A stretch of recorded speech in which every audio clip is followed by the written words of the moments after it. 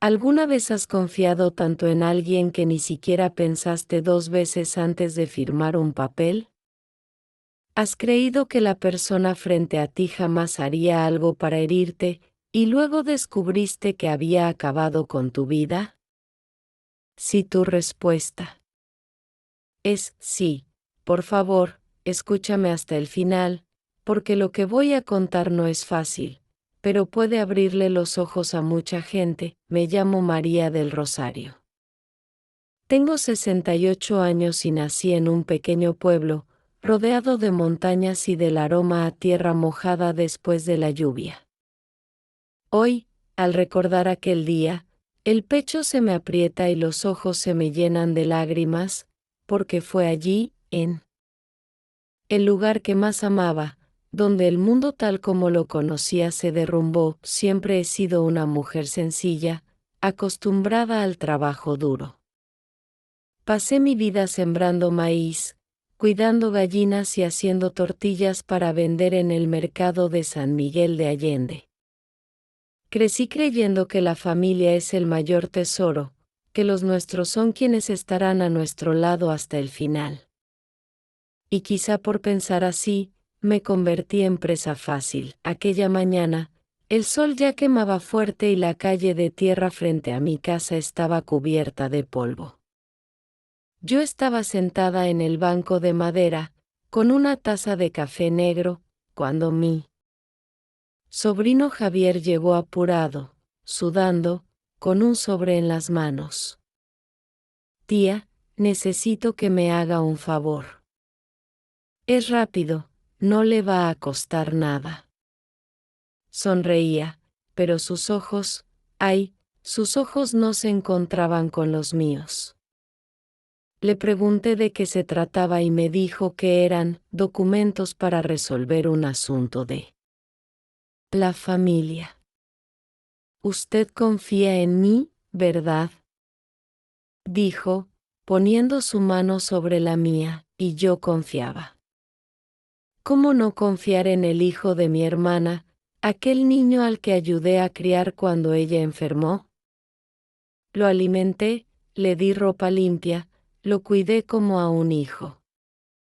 Firmar un papel para ayudarle me parecía lo más natural del mundo. Sacó los papeles del sobre y los puso sobre la mesa.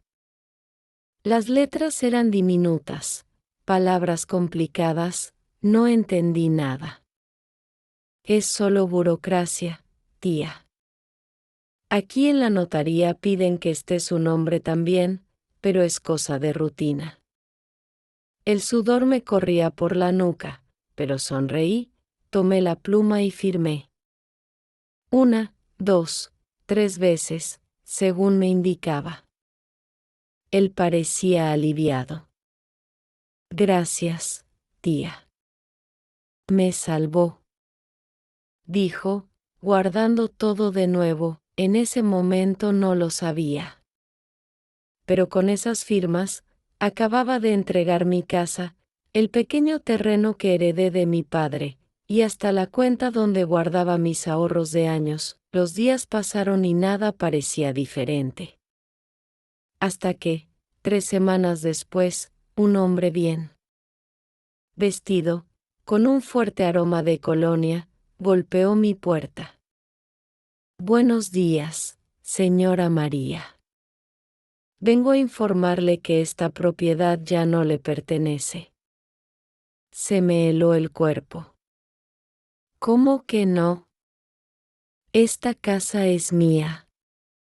He vivido aquí desde niña. Suspiró, sacó unos papeles de su portafolio y me los mostró. Ahí estaba mi firma, 3 veces, exactamente como la recordaba. Usted firmó la transferencia. Ahora es propiedad de otra persona. Tiene hasta fin de mes para salir. Me temblaban las piernas. Me sostuve del borde de la mesa para no caer. En ese instante comprendí que había sido engañada. Que la confianza que di había sido usada en mi contra. Y lo peor, por alguien de mi propia sangre. Me quedé en silencio largos segundos, sintiendo un sabor amargo subir a la boca. La cabeza me latía. Quise gritar, pero la voz no salía. Las paredes de mi casa, que siempre me abrazaron, ahora parecían empujarme hacia afuera. Cerré la puerta despacio, me apoyé en ella y empecé a llorar.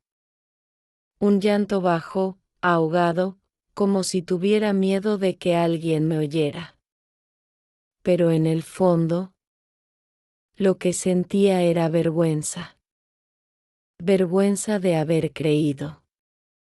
Vergüenza de haber sido tan ingenua. Y un dolor profundo, que no cabía en el pecho, no sabía cómo iba a enfrentar aquello. Solo sabía que la vida, a partir de ese día, nunca más sería la misma. Asterisco asterisco, si esta historia de la abuela está tocando tu corazón, deja tu like. Eso ayuda mucho al canal y muestra que quieres escuchar más historias reales como esta. Suscríbete aquí al canal y activa la campanita para no perderte ninguna de las próximas historias que están por venir. Y si conoces a alguien que también necesita escuchar algo así, compártelo. A veces, una historia simple puede transformar un día entero. Gracias por estar aquí y escuchar con el corazón. Después de cerrar la puerta aquel día, me quedé sentada en el banco de madera, mirando mis manos como si fueran las culpables. Tenía la sensación de que la piel me ardía, como si las firmas que había hecho estuvieran marcadas a fuego.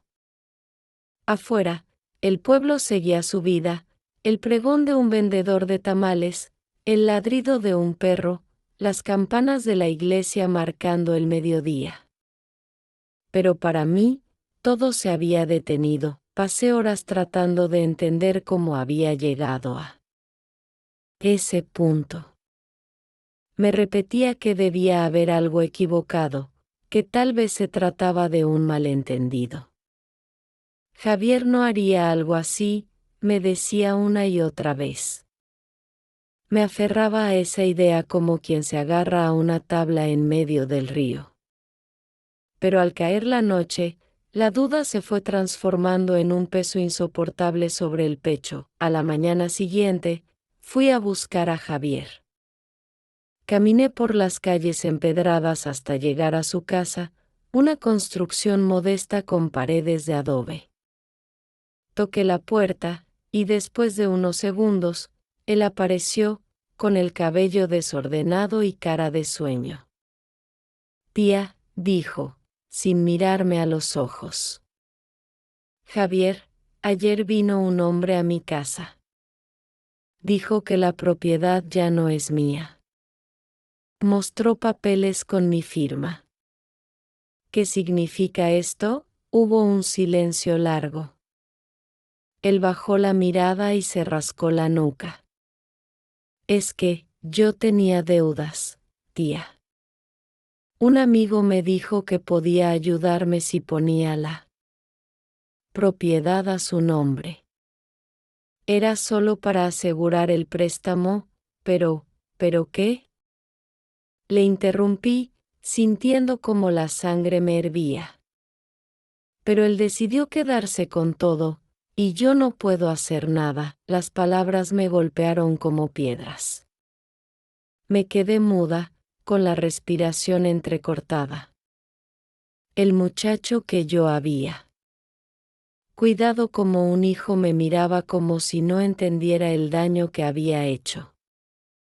No había disculpa en su voz. Solo resignación, y quizá un poco de vergüenza. Regresé a mi casa con un nudo en la garganta. Me senté en la cocina, frente a la mesa, y pasé los dedos por las vetas de la madera como si buscara fuerza en ellas. Esa casa había sido el corazón de mi vida. Ahí celebré cumpleaños, velé a mis padres, cociné para vecinos y amigos. Cada pared estaba impregnada de recuerdos, y pronto, todo eso sería arrebatado. Los días siguientes fueron una mezcla de desesperación y confusión. Fui al registro de la propiedad, al municipio, a preguntar si había alguna forma de revertirlo. La respuesta siempre era la misma: usted firmó los papeles voluntariamente. No hay nada que podamos hacer. Voluntariamente. Qué palabra tan cruel. Sí, puse mi firma, pero no con la intención de entregar mi vida entera. Una vecina, doña Teresa, vino a visitarme una tarde. Traía un plato de enchiladas y un gesto preocupado. María, supe lo que pasó. ¿Cómo está? No respondí de inmediato. Me limité a mirar por la ventana, donde el cielo se teñía de naranja. Con el atardecer. Siento que me arrancaron las raíces, Teresa. Que me dejaron flotando en el aire, sin saber dónde caer. Ella me tomó la mano con fuerza. Mire, usted siempre ha sido fuerte.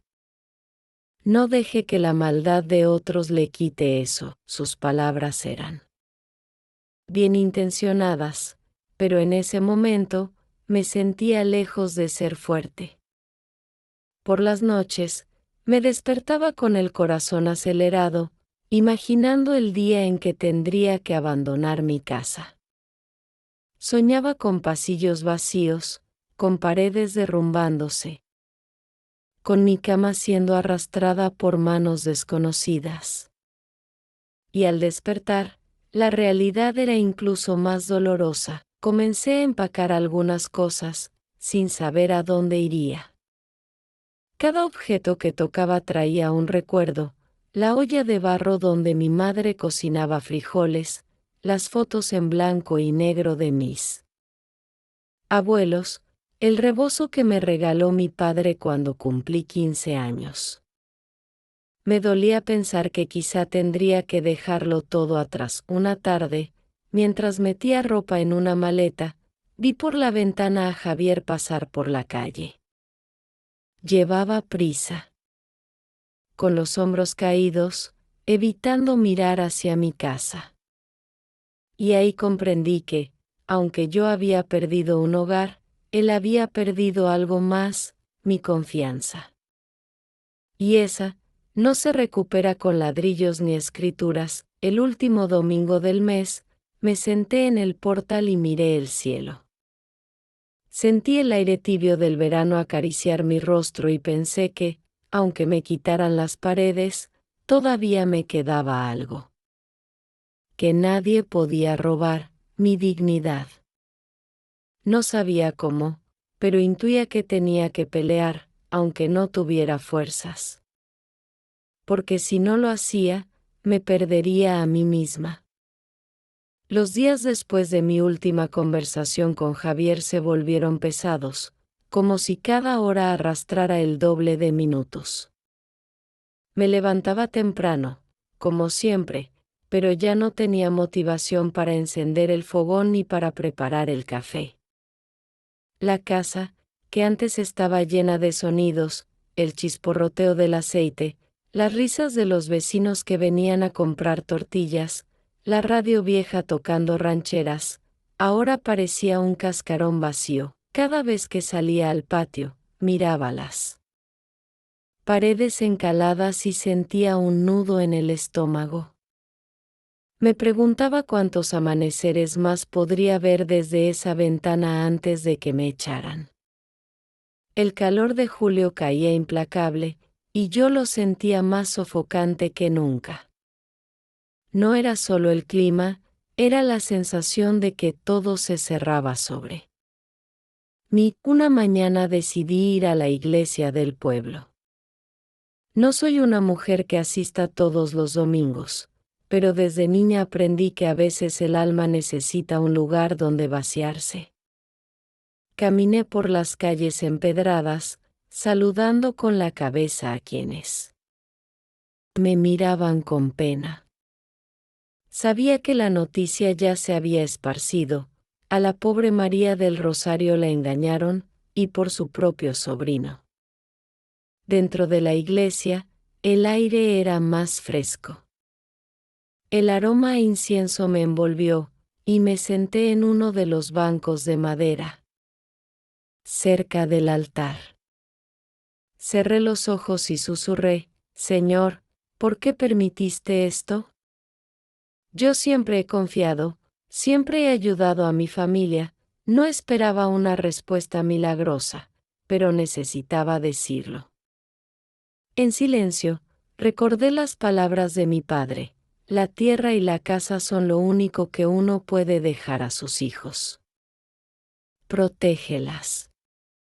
Y allí estaba yo, a punto de perderlo todo, no por un extraño, sino por alguien que yo había protegido como una madre. Al salir de la iglesia, encontré a don Mateo, un hombre mayor que había sido amigo de mi familia desde hacía décadas. Llevaba un sombrero ancho y un bastón que golpeaba suavemente las piedras del suelo al caminar. María, me enteré de lo que pasó. No sé qué decir, pero quiero que sepa que si necesita un lugar donde quedarse, mi casa siempre tendrá un rincón para usted. Agradecí con una sonrisa débil. No quería ser carga para nadie, pero sus palabras me dieron un poco de alivio. Era la prueba de que, aunque había traiciones, también existía bondad. Las noches seguían siendo lo más difícil. Me costaba dormir, y cuando lo lograba, despertaba empapada en sudor por las pesadillas. Veía mi casa vacía, con puertas abiertas y ventanas rotas, y a mí misma caminando sin rumbo por calles desconocidas. A veces, me levantaba y recorría las habitaciones, tocando las paredes como si así pudiera grabar en mi memoria cada rincón. Un día, mientras limpiaba la cocina, encontré una caja de madera que había pertenecido a mi madre. Dentro había cartas antiguas, fotos y un sobre amarillento con documentos de la propiedad. Sentí un rayo de esperanza. Tal vez hubiera algún papel que me ayudara a demostrar que aquello no era legal. Pasé horas revisando cada hoja, pero nada me salvaba. Todo estaba en regla, todo estaba firmado por mí. La realidad me golpeó de nuevo. Fue entonces cuando comencé a notar algo extraño en la actitud de Javier. Lo veía pasar por la calle con ropa nueva, un reloj brillante en la muñeca y, algunas veces, subiendo a un coche que no era suyo. Los vecinos empezaron a murmurar que él había recibido dinero a cambio de la casa, mucho más de lo que valía. Esa idea me revolvía el estómago. No era solo la traición, era la frialdad con la que había vendido mi vida entera. Una tarde, doña Teresa volvió a visitarme. Me encontró sentada en el patio, mirando un árbol de bugambilia que siempre florecía en verano. María, no puede quedarse así. Tiene que buscar un abogado, alguien que vea su caso. Teresa, no tengo dinero para pagar uno. Todo lo que tenía estaba en esa cuenta, y también la perdí. Ella suspiró y me dejó un sobre con billetes. Es un préstamo, no un regalo. Úselo para defender lo que es suyo. Sentí un calor en el pecho, no por el dinero, sino por el gesto. Esa noche, me quedé despierta pensando si debía aceptar su ayuda. Parte de mí quería rendirse, irme sin pelear, para no alargar el dolor. Pero otra parte, la parte que había trabajado la tierra con las manos y había soportado tantas pruebas, no quería irse sin dar batalla. Finalmente, al amanecer, decidí que aceptaría. No sabía si ganaría o perdería, pero al menos podría mirarme al espejo y decir que lo intenté. Y eso, para mí, valía mucho. Acepté la ayuda de doña Teresa con manos temblorosas. Sentí que al recibir aquel sobre no solo tomaba dinero, sino también un pedazo de su confianza. Ella me miró a los ojos, como queriendo transmitir fuerza, y me dijo: María, usted ha dado tanto a esta comunidad. Ahora es momento de dejar que la comunidad le devuelva algo. Guardé el sobre en un cajón y me quedé sentada frente a la mesa por un buen rato, pensando en cómo empezar. No conocía abogados, nunca había pisado un juzgado, y apenas entendía los papeles que firmé aquel día. Lo único que sabía era que, si me quedaba de brazos cruzados, perdería algo que no podría recuperar jamás. Al día siguiente, fui a la capital del estado en un autobús viejo que olía a polvo y gasolina. El trayecto duró casi 2 horas, y durante ese tiempo observé por la ventana los campos secos, las casas dispersas y las montañas en el horizonte.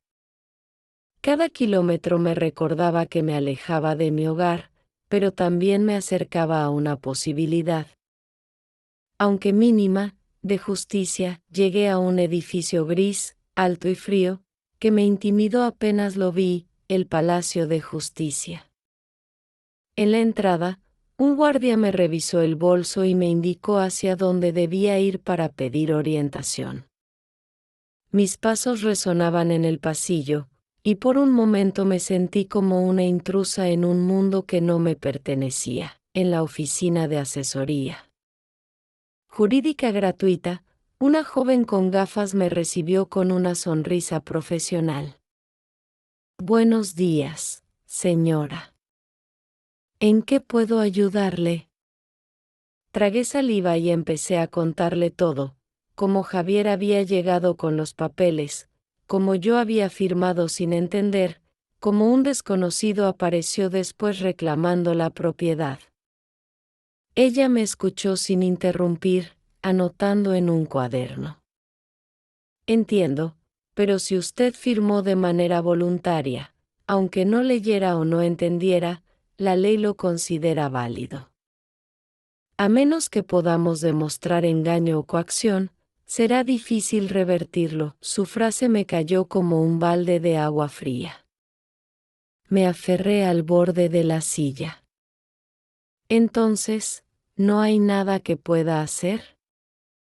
Podemos intentar.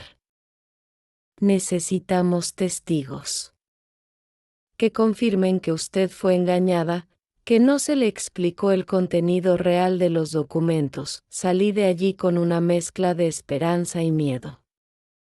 Sabía que en un pueblo como el mío, los chismes corrían rápido, pero no todos tendrían el valor de enfrentarse a Javier y a quien ahora tenía mi casa.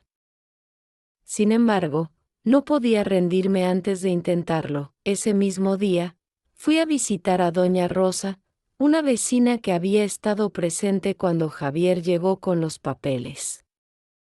Me recibió en su cocina, donde el aroma a café recién hecho llenaba el aire.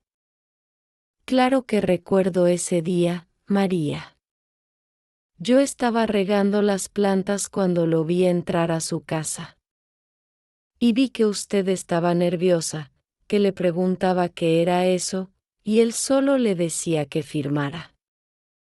Rosa, ¿usted estaría dispuesta a declarar eso?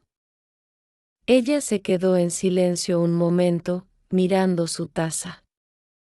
No me gusta meterme en problemas. Pero usted siempre me ha ayudado. Si es para decir la verdad, lo haré. Sus palabras fueron un alivio.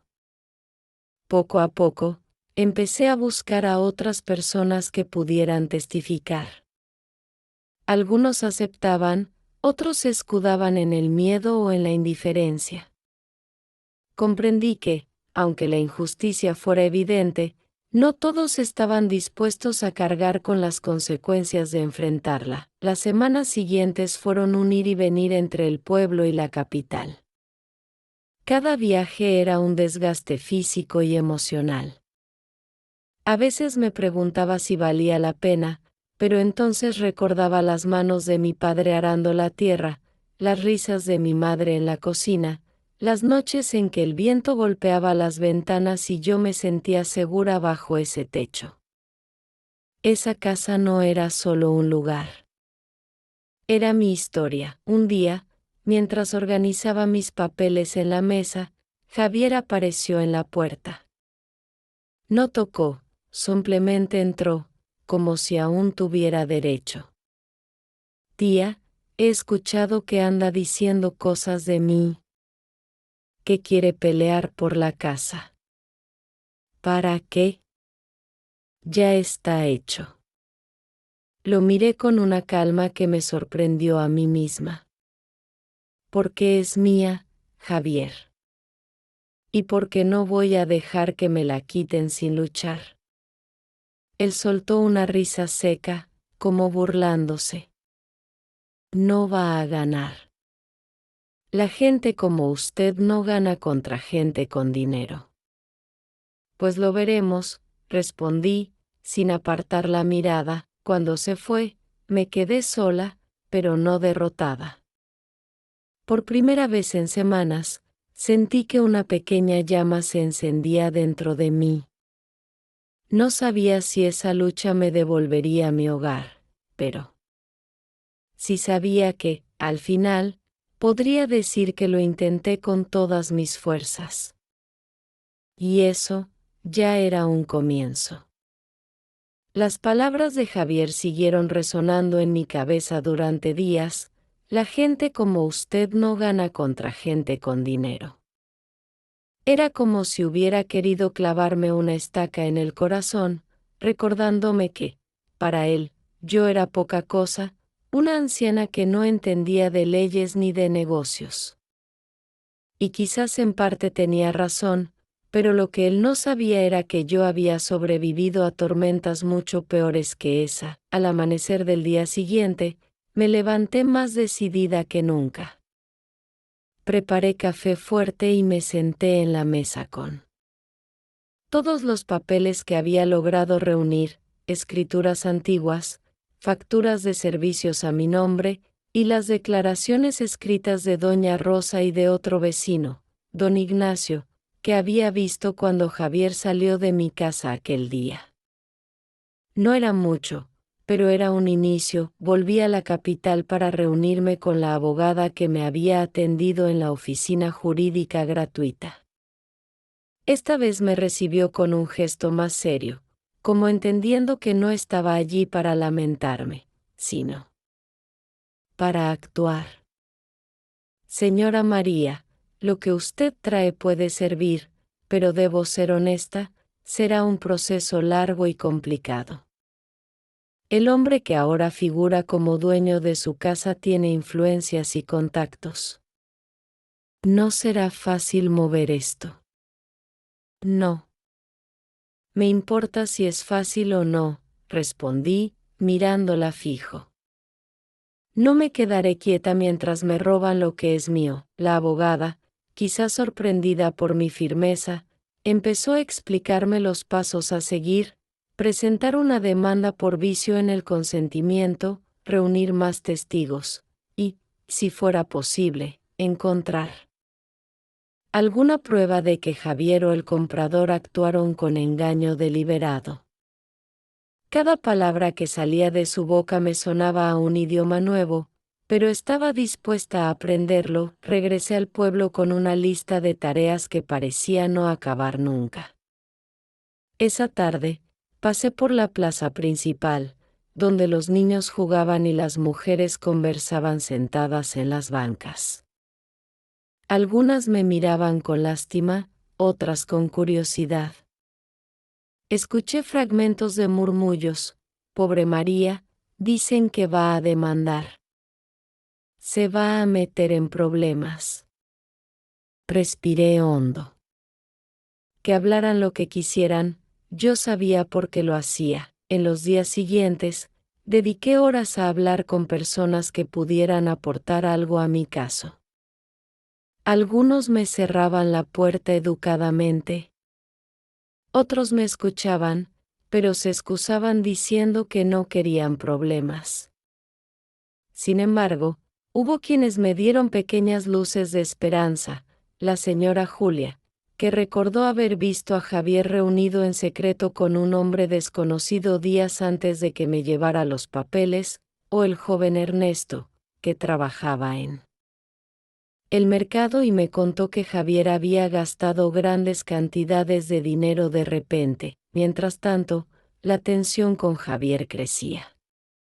Cada vez que nos cruzábamos en la calle, él fingía que no me veía, pero yo notaba la rigidez en sus hombros. Una tarde, incluso, me gritó desde la otra acera: «Deje de buscar problemas, tía. No va a cambiar nada». No respondí. Aprendí. Hace mucho que a veces el silencio es más fuerte que cualquier grito. Un viernes por la mañana, la abogada vino hasta el pueblo para tomar declaraciones formales de los testigos. La llevé a casa de doña Rosa primero. La mujer estaba nerviosa, pero habló con claridad, describiendo cómo Javier me presionó para firmar sin explicarme nada. Luego fuimos con don Ignacio, que relató cómo Javier salió de mi casa con los papeles en la mano, mirando hacia todos lados como quien teme ser descubierto. La abogada tomaba notas sin parar. Ese día, por primera vez en semanas, sentí que había un pequeño rayo de luz. No era suficiente para ganar, pero sí para seguir luchando.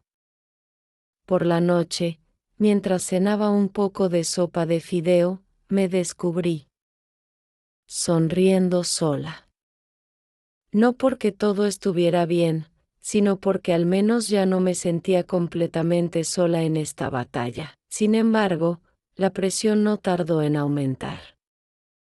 2 días después, alguien dejó una carta debajo de mi puerta.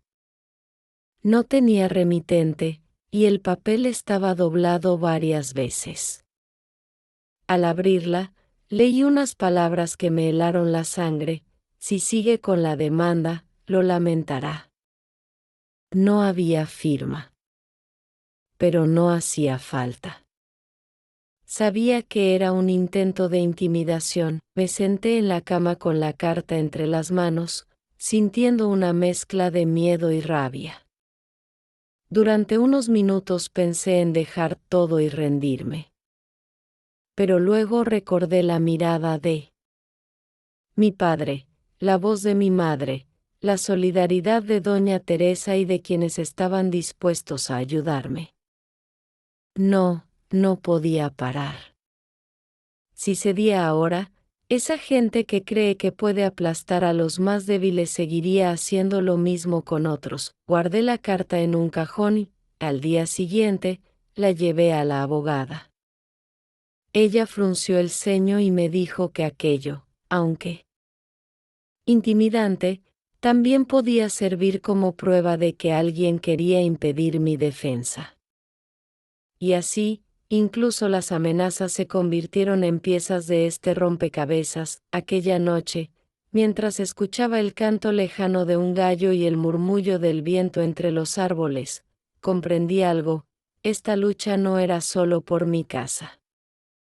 Era por mi dignidad, por demostrarme a mí misma que aún podía alzar la voz y resistir.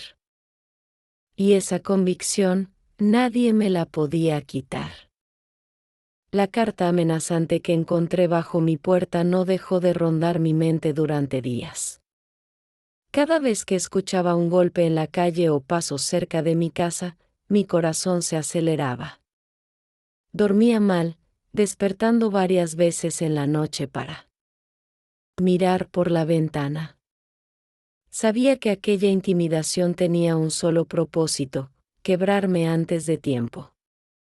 Pero si algo había aprendido en la vida era que el miedo, si lo dejas, te paraliza, y yo no podía darme ese lujo. Una mañana, mientras barría el patio, vi pasar a Javier. Caminaba con la cabeza baja, pero noté que, al verme, apretaba el paso. No dijo nada. No hizo falta. Entre nosotros, las palabras ya eran inútiles, el silencio cargaba todo lo que no nos atrevíamos a decir. Lo observé alejarse y, por primera vez, no sentí dolor al mirarlo. Sentí distancia. Esa clase de distancia que no se mide en metros, sino en lo que se rompe y ya no puede repararse. Esa misma semana, recibí la noticia de que la audiencia preliminar para mi caso había sido aceptada. Era un pequeño triunfo, pero importante. Significaba que un juez escucharía mi versión y la de mis testigos. La abogada me explicó que no era una garantía de victoria, pero sí una oportunidad real de presentar todo lo que habíamos reunido. Me pidió que mantuviera la calma y que, sobre todo, no hablara del caso con nadie que no fuera de confianza. En los días previos a la audiencia, el pueblo se convirtió en un escenario extraño. Algunos vecinos me saludaban con afecto, dándome ánimos. Otros, en cambio, me miraban con desconfianza, como si desafiar a quien ahora tenía mi casa fuera un acto de locura. Una tarde, escuché a dos mujeres conversar en la tienda. Dicen que María no sabe con quién se está metiendo. Pues ojalá no le pase nada. Sus palabras me helaron, pero también me dieron más razones para seguir. Si todos callábamos por miedo, entonces el miedo ganaría siempre. La víspera de la audiencia, doña Teresa vino a verme. Traía un guiso de pollo con arroz, como cuando yo era niña y mi madre me cuidaba en los días de fiebre. Come bien, María. Mañana necesitará fuerzas. Teresa, ¿y si pierdo? Le pregunté en voz baja, como si admitir esa posibilidad me debilitara. Ella me miró con firmeza. Entonces perderá sabiendo que no se dejó pisotear. Y eso vale más que quedarse callada. Esa noche apenas dormí. Me senté junto a la ventana y miré el cielo estrellado, buscando en las constelaciones un poco de paz. Recordé todas las veces que la vida me había puesto a prueba: la enfermedad de mi madre, las cosechas perdidas por la sequía, la muerte de mi esposo. En todas esas ocasiones pensé que no podría seguir, y sin embargo seguí. ¿Por qué esta vez habría de ser diferente?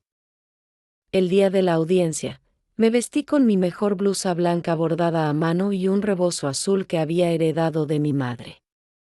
No era un adorno, era mi escudo. Quería entrar en esa sala no solo como una mujer que pelea por una casa, sino como una hija, una trabajadora, una vecina que ha dado todo a su comunidad. El camino a la capital me pareció más largo que nunca. El sonido del motor del autobús se mezclaba con mis pensamientos, que iban y venían entre la esperanza y el miedo. La abogada me esperaba en la entrada del juzgado y me acompañó hasta la sala. Allí, el aire estaba denso. Sentí las miradas sobre mí. El abogado del comprador, un hombre de traje caro que no me dirigió la palabra, Javier, sentado en un rincón, evitando mi mirada, y detrás de mí, doña Rosa y don Ignacio, mis testigos. Cuando llegó mi turno de hablar, me levanté lentamente. El juez me pidió que relatara los hechos. Mi voz tembló al principio, pero pronto encontré el ritmo. Conté cómo Javier había llegado con los papeles, cómo me había asegurado que era solo un trámite, cómo yo, confiando en él, firmé sin entender que estaba entregando mi hogar. Mientras hablaba, vi que Javier mantenía los ojos fijos en el suelo. No sé si era vergüenza o simple incomodidad, luego declararon mis testigos. Doña Rosa habló con claridad, describiendo la forma en que Javier me presionó y cómo evitó explicar el contenido real de los documentos. Don Ignacio relató lo que vio al salir Javier de mi casa, con los papeles apretados contra el pecho y mirando nervioso hacia los lados. Cada palabra suya me daba un poco más de fuerza. Cuando terminó la sesión, el juez dijo que analizaría las pruebas y fijaría una fecha para continuar el proceso. Salí de la sala agotada, como si hubiera corrido kilómetros bajo el sol. Afuera. Respiré hondo y miré al cielo. No había ganado nada todavía, pero tampoco había perdido. Y eso, en este punto de mi vida, ya era un logro. Esa tarde, al regresar al pueblo, encontré un ramo de flores silvestres en la puerta de mi casa. No tenía tarjeta, pero supe quién lo había dejado, doña Teresa.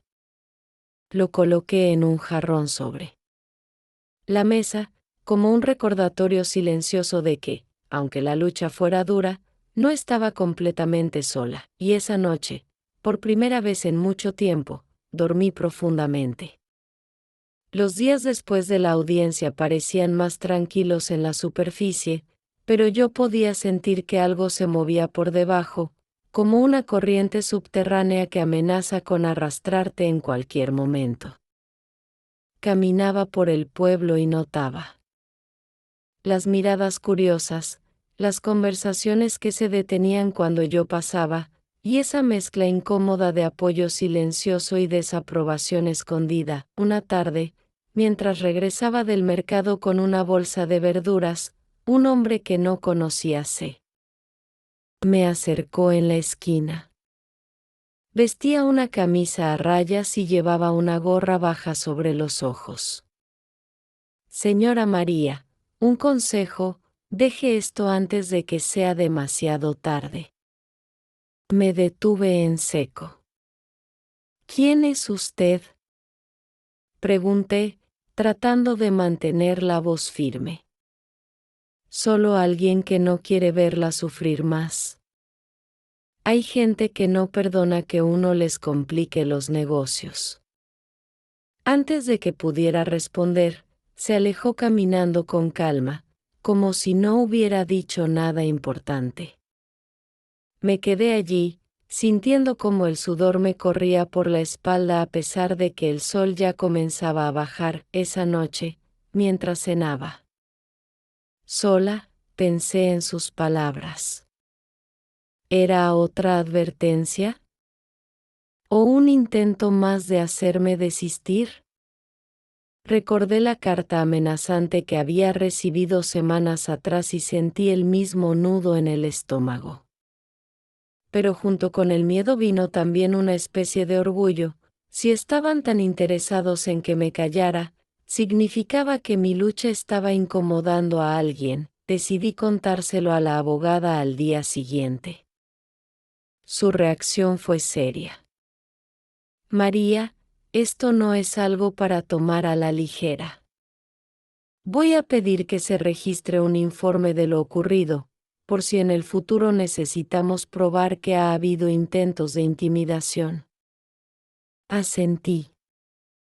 Sabía que todo lo que dejáramos por escrito podía ser útil, pero también me daba cuenta de que esta batalla se estaba volviendo más peligrosa de lo que había imaginado. Mientras tanto, la vida cotidiana seguía. No podía dejar que el proceso judicial me consumiera por completo. Seguía yendo al mercado, cuidando las pocas gallinas que me quedaban y barriendo el patio cada mañana. Sin embargo, cada actividad llevaba ahora un peso distinto, como si cada rincón de mi casa estuviera marcado por la incertidumbre de no saber si seguiría siendo mío. Doña Teresa, fiel como siempre, venía a visitarme al menos 2 veces por semana. Una tarde, mientras tomábamos café, me dijo, María, yo no entiendo mucho de leyes, pero entiendo de la vida.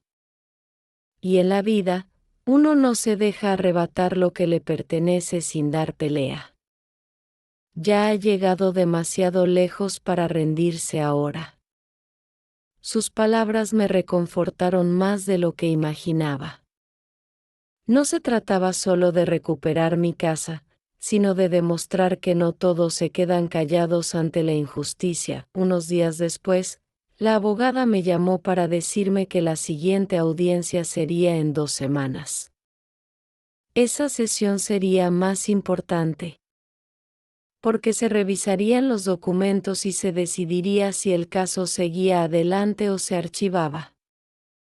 Sentí una mezcla de ansiedad y determinación. No podía permitirme fallar. Empecé a repasar mentalmente todo lo que había ocurrido, como si repasara una historia que necesitaba contar con precisión. Desde la mañana en que Javier llegó con los papeles, pasando por la visita del hombre que reclamó mi casa, hasta cada testigo que se había ofrecido a ayudarme.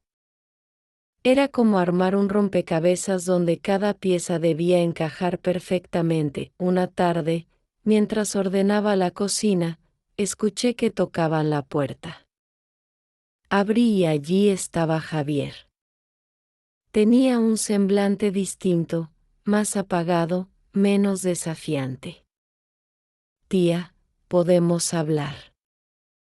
Lo dejé pasar, aunque mi instinto me decía que no debía confiar en nada que viniera de él. Se sentó a la mesa y comenzó a mover las manos nerviosamente. No pensé que esto llegara tan lejos. No quiero que nos odiemos. Javier, lo interrumpí, no es cuestión de odio. Es cuestión de lo que hiciste. Me quitaste mi casa, mi tranquilidad, y aún así, ¿quieres que lo deje pasar? No fue así, yo pensé que podía arreglarlo, pero las cosas se salieron de control. Lo miré fijamente. Entonces, si de verdad quieres arreglarlo, di la verdad. Frente a un juez, no respondió. Bajó la mirada, se levantó y se fue sin despedirse. Me quedé sola, pero sentí que, de alguna manera, ese encuentro lo había hecho tambalear. No sabía si hablaría, pero al menos parecía consciente de lo que había provocado. Las noches siguientes volví a dormir intranquila. El peso de la audiencia próxima me mantenía alerta, y cada ruido en la calle me hacía levantarme para mirar por la ventana. Pero en medio de esa tensión, había algo nuevo, una certeza silenciosa de que, pasara lo que pasara, yo no estaba traicionando mi propia dignidad, y eso, para mí, ya era una victoria. Asterisco asterisco. Los días que siguieron a la visita de Javier estuvieron cargados de un silencio extraño. No volvió a acercarse, pero yo podía sentir su sombra en el pueblo. Escuchaba su nombre en conversaciones apagadas, veía su figura de lejos en la plaza o en la tienda, y siempre notaba cómo desviaba la mirada cuando coincidíamos. No sabía si era culpa, miedo o simple desdén, pero ya no importaba tanto.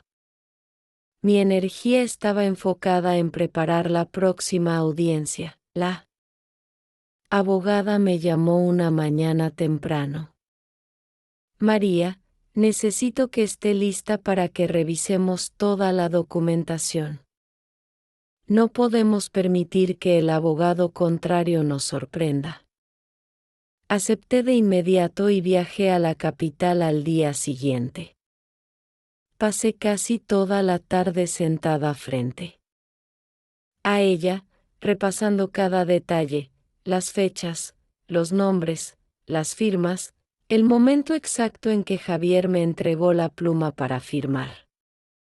Me pidió que no cambiara una sola palabra de mi relato y que, si me hacían preguntas difíciles, respirara hondo antes de responder. Al volver al pueblo, encontré a doña Rosa esperándome en la puerta. María, tengo que decirle algo. Hoy. Vi a Javier hablando con don Ernesto, el mismo que dijo que usted le contó sobre el dinero. Estaban discutiendo, y parecía que Javier intentaba que él cambiara lo que iba a declarar. La noticia me cayó como un golpe en el estómago.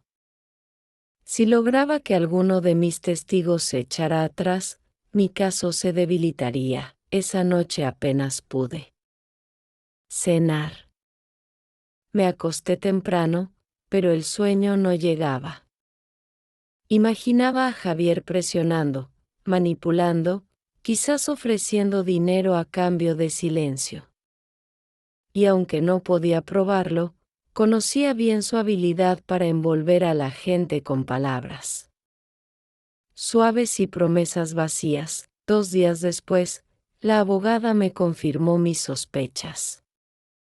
María, recibí una llamada. Ernesto dice que no podrá testificar, que no quiere problemas. Sentí que algo dentro de mí se encogía. Uno de mis testigos clave se había perdido. ¿Y ahora qué haremos?, pregunté, con un hilo de voz. Seguimos con lo que tenemos. Doña Rosa es firme, y sus palabras valen mucho.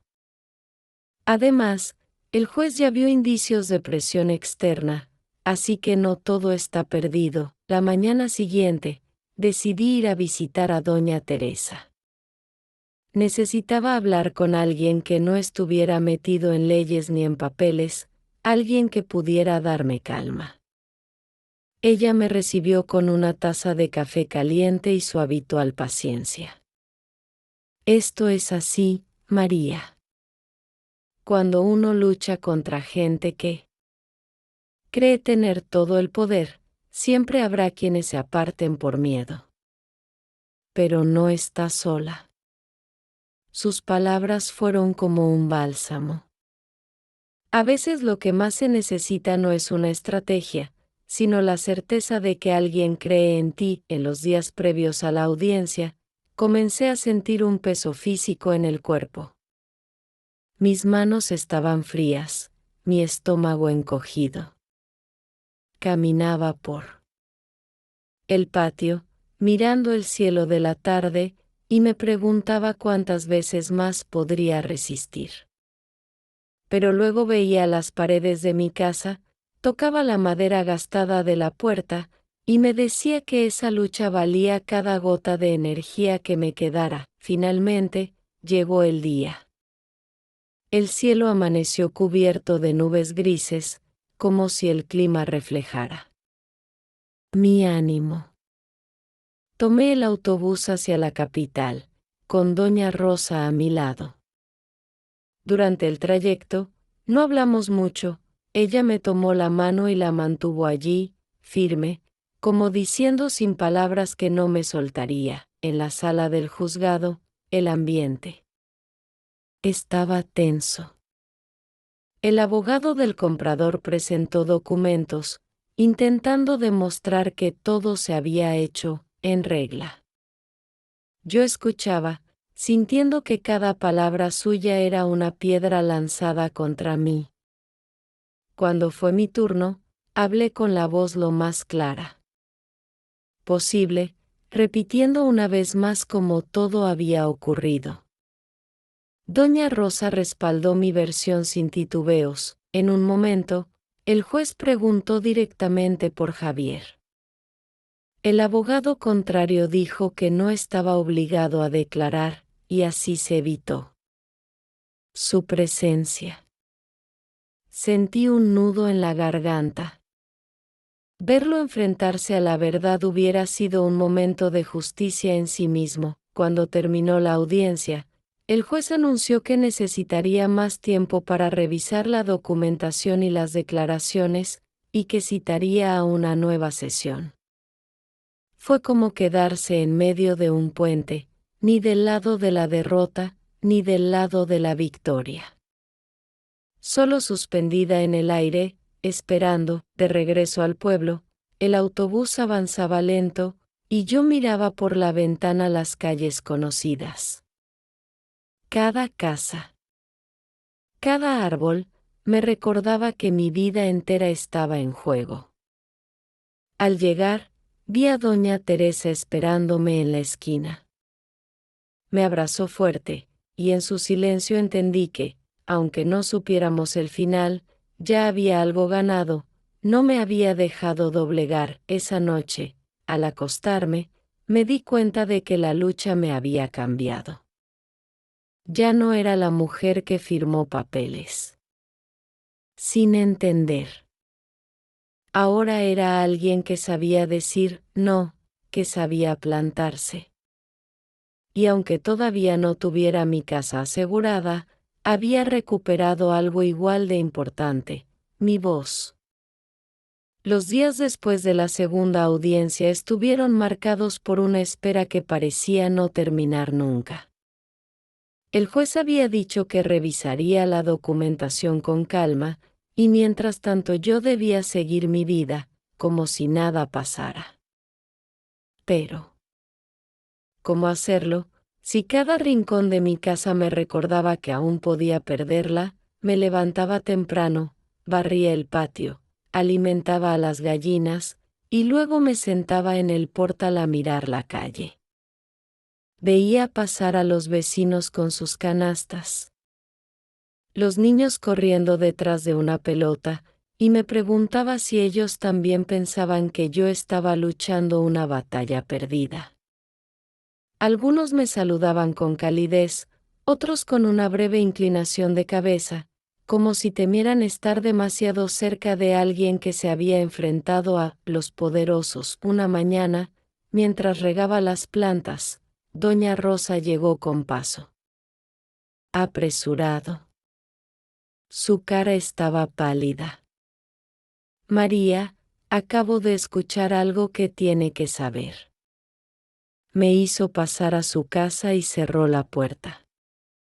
Mi primo trabaja en la oficina del registro, y me dijo que hubo movimientos extraños en el expediente de su propiedad. Parece que alguien intentó modificar la fecha de la transferencia. Me quedé en silencio, procesando lo que acababa de oír. Si eso era cierto, podía ser la prueba de que había manipulación, algo que podría darle un giro a todo el caso. Sin perder tiempo, llamé a mi abogada y le conté lo sucedido. María, esto es muy serio. Si podemos conseguir un documento oficial que confirme esa alteración, podría cambiar mucho. Pero debemos tener cuidado. Si esa información es filtrada antes de tiempo, podrían intentar borrarla. Me pidió que no hablara de eso con nadie más y que nos reuniéramos lo antes posible. Esa tarde, viajé a la capital para verla. Me recibió en su oficina con el ceño fruncido, revisando unos papeles que ya tenía sobre el escritorio. Conseguí esto por un contacto. Mire, aquí se ve claramente que la fecha original fue tachada y reemplazada. No está firmado por el notario de la época, sino por uno que empezó a trabajar meses después. El corazón me latía fuerte.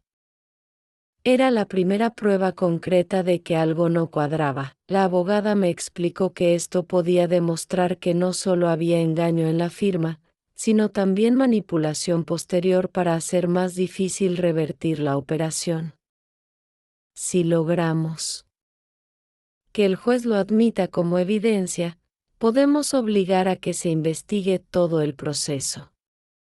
Yo asentía, tratando de absorber cada palabra, consciente de que por primera vez en mucho tiempo había una luz más clara al final del túnel. Sin embargo, también entendí que aquello podía ponerme en mayor riesgo.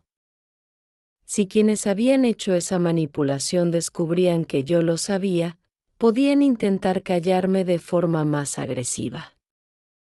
Esa noche, al regresar al pueblo, sentí cada sombra más larga de lo normal, cada ruido más fuerte. Cerré bien las ventanas. Y puse la tranca en la puerta antes de acostarme. 2 días después, al salir de la tienda con un par de bolsas, vi a un hombre que no era del pueblo observándome desde la esquina. Llevaba un celular en la mano y parecía estar hablando con alguien, pero sus ojos estaban fijos en mí. Al darme cuenta, se dio la vuelta y se alejó. Me estremecí. No le conté a nadie, pero al llegar a casa, eché el cerrojo y me quedé un rato sentada junto a la puerta, escuchando. En medio de esa tensión, recibí una visita inesperada. Era Javier. No entró, se quedó en el umbral, como si supiera que ya no tenía derecho a cruzar. Tía, he estado pensando.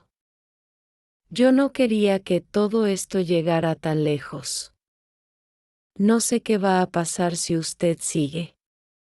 Javier, lo que va a pasar es que, por una vez en tu vida, tendrás que enfrentar lo que hiciste. Él bajó la cabeza y respiró hondo.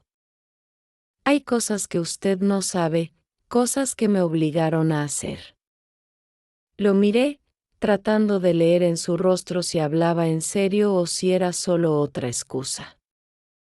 Entonces dímelas, Javier.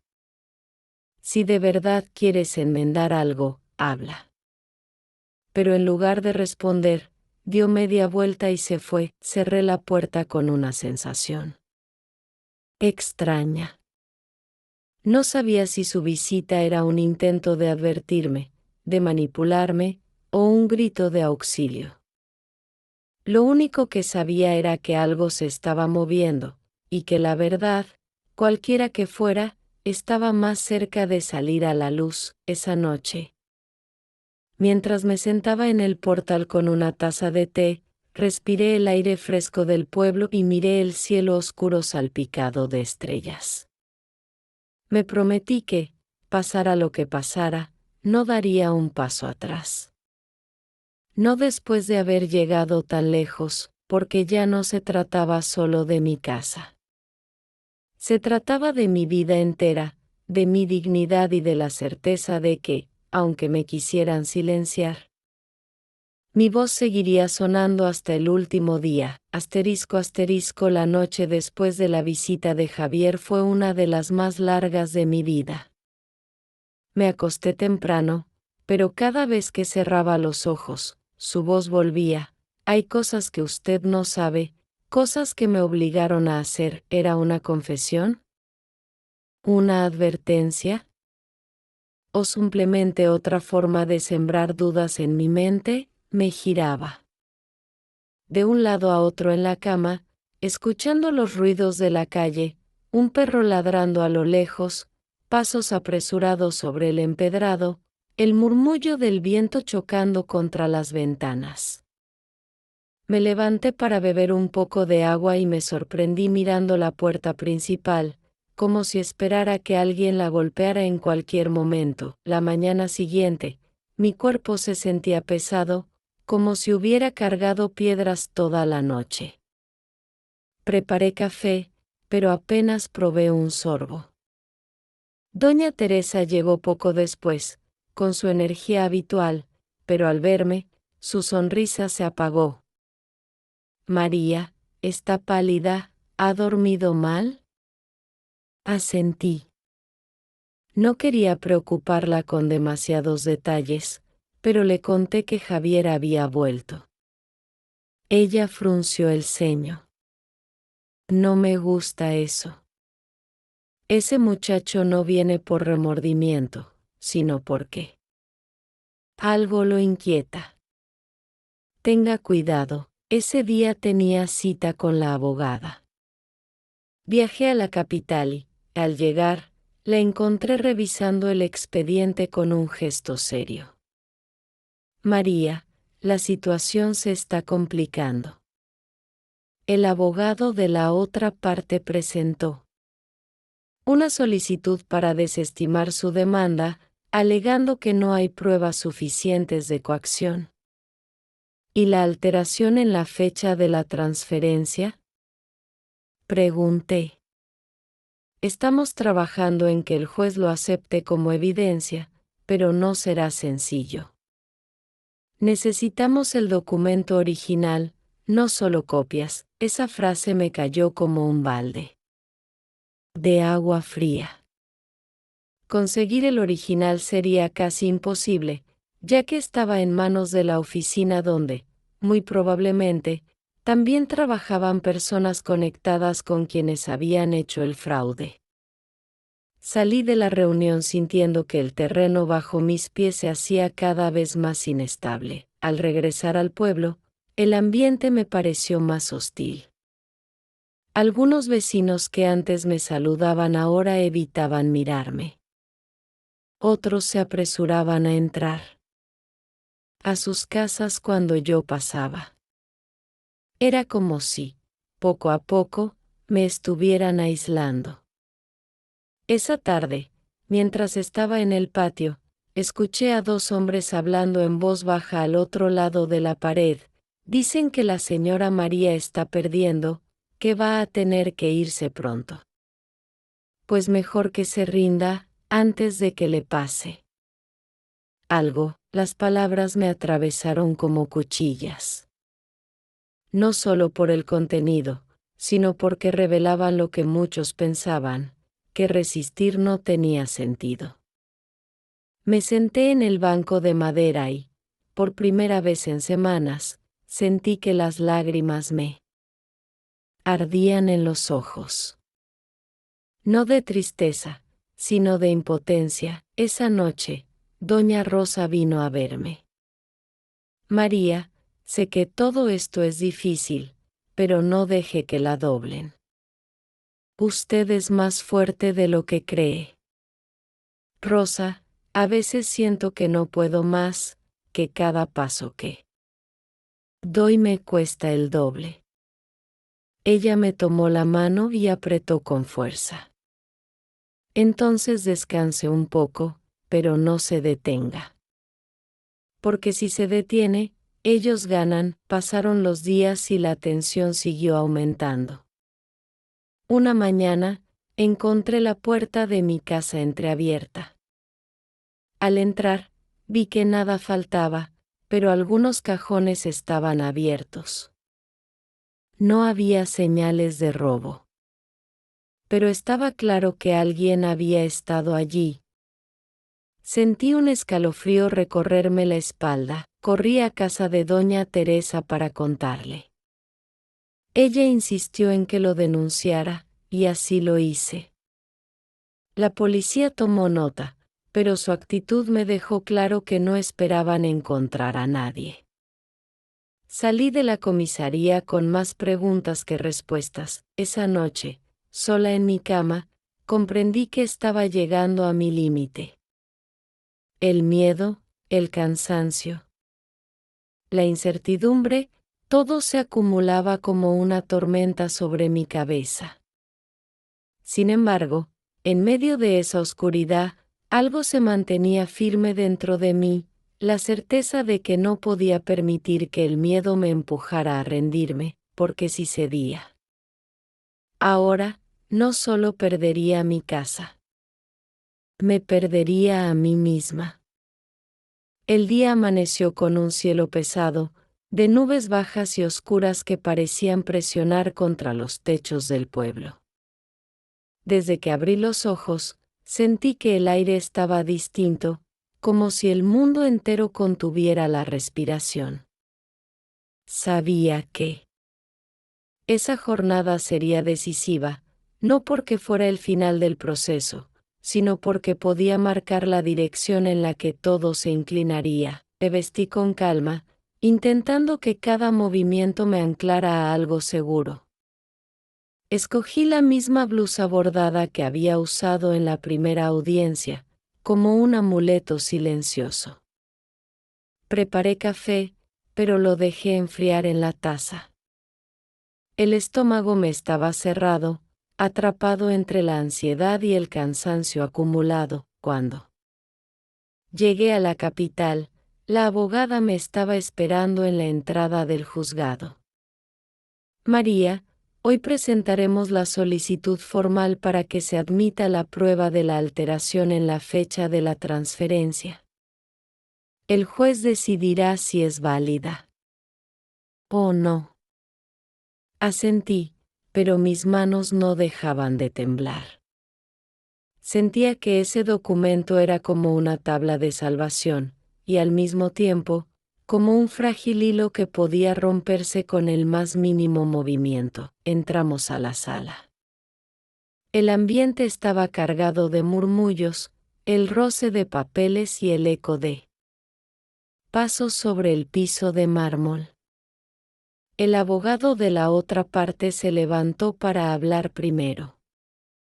Con voz firme, pidió que se desestimara nuestra prueba, alegando que se trataba de un error administrativo sin relevancia legal.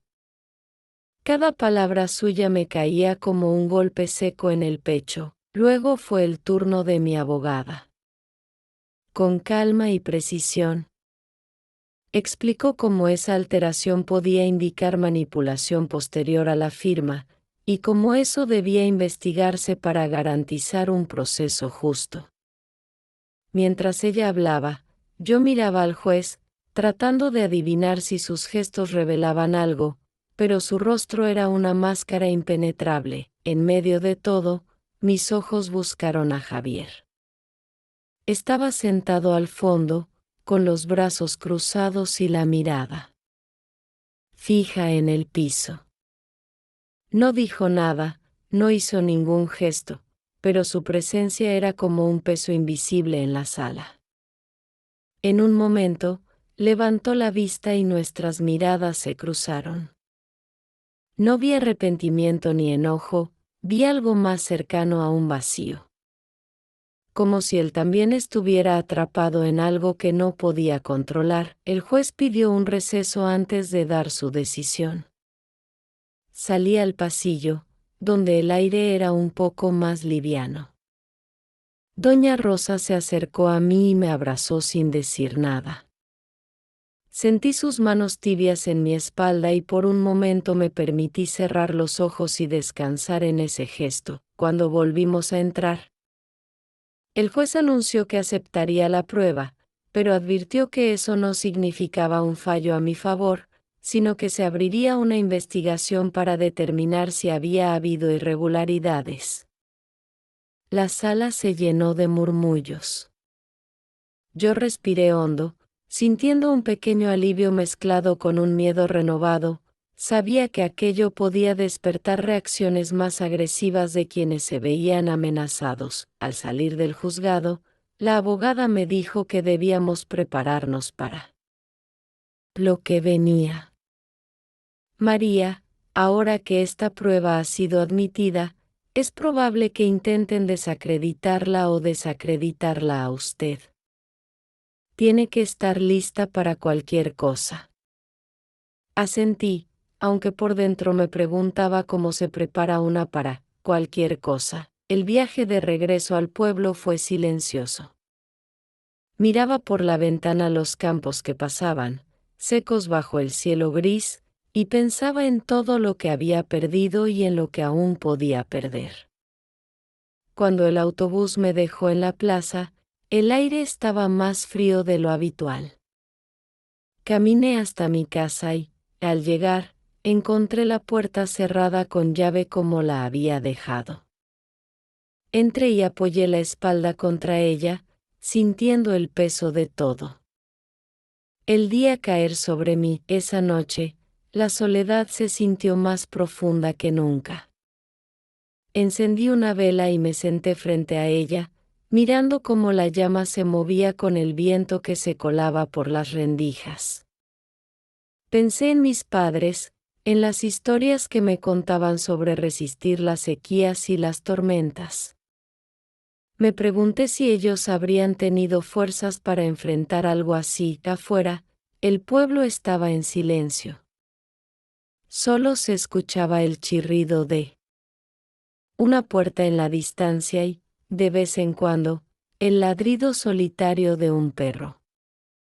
Cerré los ojos y respiré hondo, intentando guardar un poco de calma para lo que vendría después, porque sentía que lo peor, y quizás también lo mejor, aún estaba por llegar. El amanecer de ese día llegó con un cielo despejado, como si después de tantas semanas de nubes y tensión, el sol quisiera recordarme que siempre hay un momento en que la luz regresa.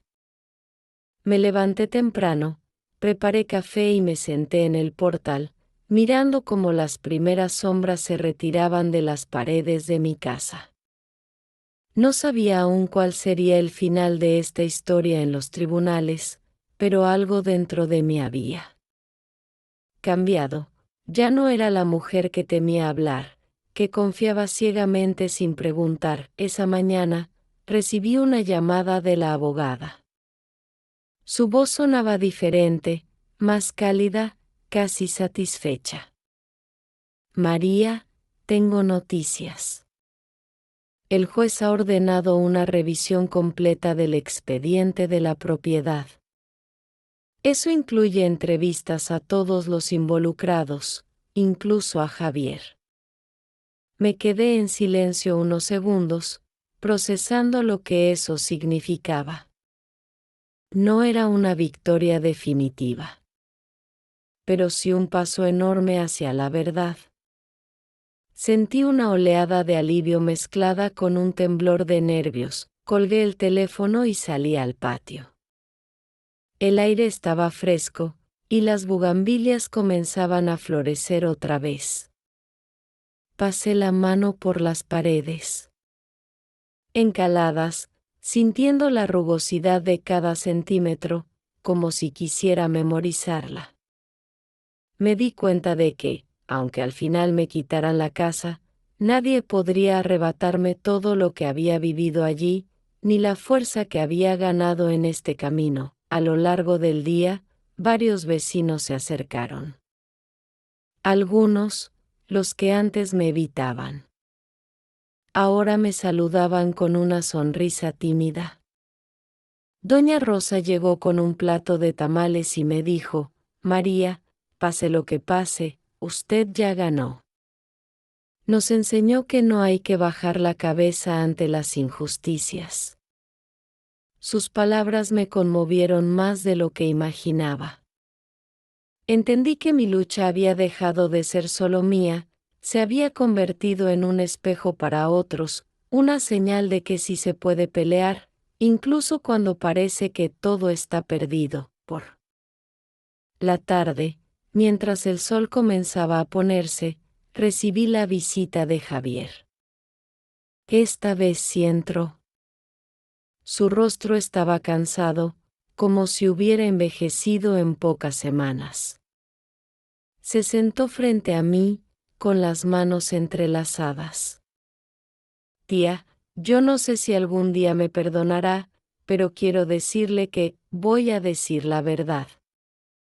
No respondí de inmediato. Lo miré fijamente, buscando en sus ojos un atisbo de sinceridad. Parecía distinto, más abatido, como si por fin hubiera entendido el peso de lo que hizo. Javier, dije al fin, no sé si esto borrará el daño, pero si hablas, al menos empezarás a reparar algo. Él asintió, con los ojos brillantes, y se levantó para irse. No hubo abrazos, no hubo reconciliación inmediata, pero sí un pequeño resquicio de esperanza. Esa noche, me senté de nuevo en el portal. El cielo estaba lleno de estrellas, y una brisa suave traía el aroma de las flores del pueblo. Cerré los ojos y pensé en todo lo que había pasado, las amenazas, la soledad, el miedo, pero también el apoyo silencioso, las manos amigas y la fuerza que descubrí en mí misma. Comprendí que, más allá de lo que dictara el juez, yo ya había ganado algo que no tiene precio, la certeza de que mi voz importa, de que no se puede firmar la rendición cuando uno todavía tiene aliento para pelear. Aprendí que, incluso en la traición más dolorosa, se puede encontrar un motivo para levantarse, y ahora, mientras cierro este capítulo de mi vida, aunque todavía quede camino por recorrer, me nace hacerte una pregunta a ti, que has escuchado mi historia con el corazón abierto. ¿Crees que hice lo correcto al luchar hasta el final? Y si tú hubieras estado en mi lugar, ¿qué habrías hecho?